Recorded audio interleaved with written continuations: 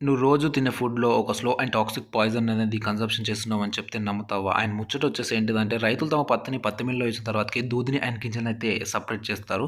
ఆ గింజలొచ్చేసి ఆయిల్ ఎక్స్‌ట్రాక్షన్‌కైతే పంపిస్తారు. Oil extraction చేస్తే మనకేంటి బ్రో హార్మ్‌ఫుల్ అని నువ్వంటావా?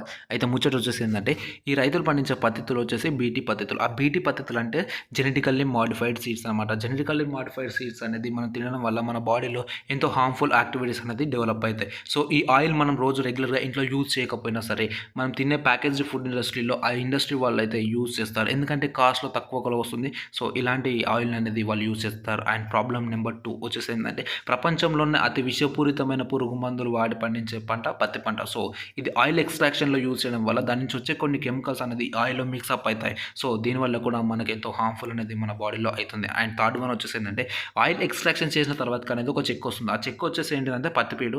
ఇదైతే మెయిన్‌లీ డైరీ ఇండస్ట్రీలో అయితే యూజ్ చేస్తారు. సో, ఇవి